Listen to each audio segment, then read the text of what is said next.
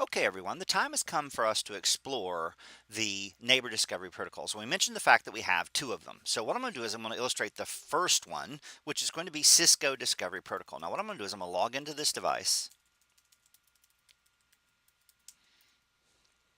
I think I fat fingered it. Yep, I did. XOS 1, 2, 3, 4, 5. And then what I want to do is I'm going to illustrate the fact that we have Cisco Discovery Protocol on by default. Now, I can type show CDP, and that's going to give me, excuse me, I need to say show CDP all. And what we're going to see here is that CDP is actually running on all of these interfaces by default. Now, I've done nothing to the configs. We see that we have a refresh time of every 60 seconds, and we have a hold down time of 180 seconds, which is the norm for CDP version 2. Now, another command that I could execute here, and I'll use the context sensitive help, is I can take a look at global parameters. I can take a look at interface parameters. I can take a look at neighbors, and that's what I want to do. I want to look at neighbors. And what we're going to see here is it gives me the name of the device that I'm connected to. What you're going to see is I have a local interface, which is going to be the interface on the device that I'm sitting at, in 9K1 in this instance. Ethernet 1.1 and 1.2 are correspondingly connected to the device in 9K2, which we see right here to include its serial number. And we also see the port that we're connected to on the distant end. This column corresponding to the local interface, this column corresponding to the interface of the device that I'm connected to. We also see that we have different capabilities. We have a routed capability. We also have switch capability. We also see here that we are supporting IGMP, Internet Group Management Protocol. You'll learn more about that in CCNP.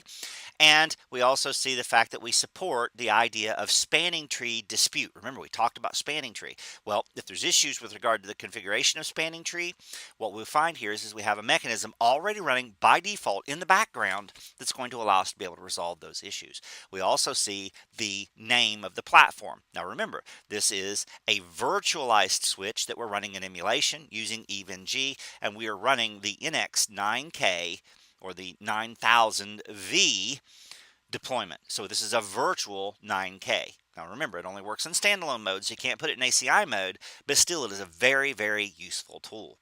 Now, if I come up over here and I use the other protocol, so if I say show LLDP and I say neighbors, notice it's not going to give me any input. In fact, based on the fact that the caret is indicating LLDP, it's telling me that this is basically an invalid command or an ambiguous command because the parser doesn't understand it. In fact, if I come over here and I say show LL and I hit tab, notice it won't complete. If I go L, we see a listing of everything that begins with L, and in this list we see no LLDP. Now remember, I mentioned the fact that LLDP is a conditional service. So in order to turn it on, I need to go into the configuration of the terminal. And what I'm going to do is I'm going to say feature LLDP. That's going to turn it on. Now, if I execute the show L, and we should look at the configuration here, what we see is we see LLDP as an option. So now I can actually look at different parameters.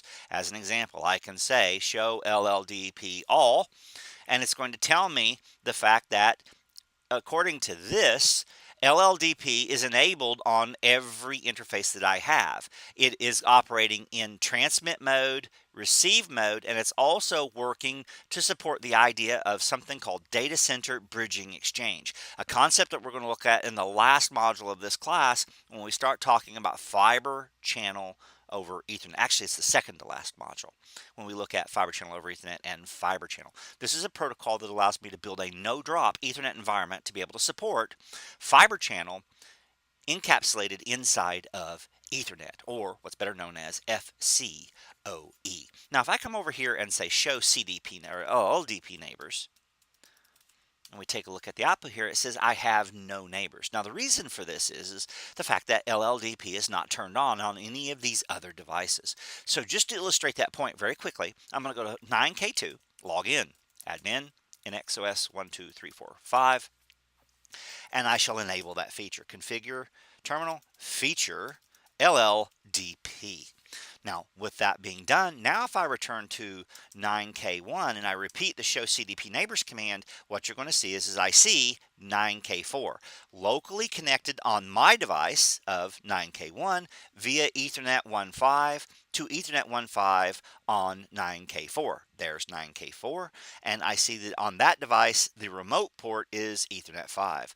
We see the hold down time here, which is 120 seconds, and we see that it is or has the capability of acting as both a bridge and a router. So it's actually a switch with layer 3 capabilities, and that's exactly what these devices are. Another thing that I could do is I could do something like show CDP, and I could say interface. And if we take a look at here, I can specify an Ethernet interface. So let's say Ethernet, and I'll just look at Ethernet 0 or 1.1. And if I hit enter here, it's going to give me the details associated with this specific interface itself. So I showed you how to look at the interfaces as a group.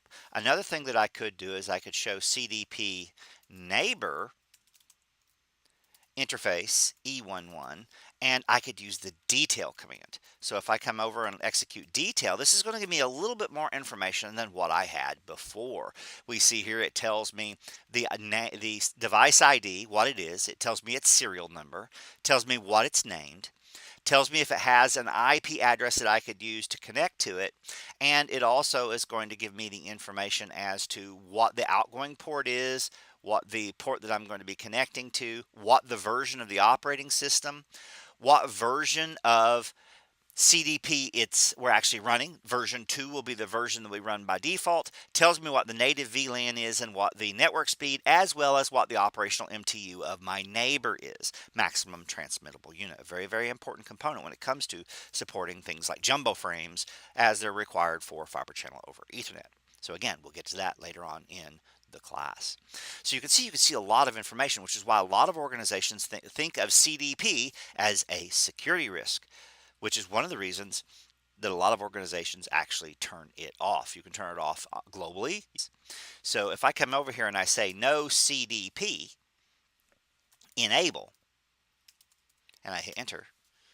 Now if I come over here and say show CDP neighbors on this device, notice CDP is not running.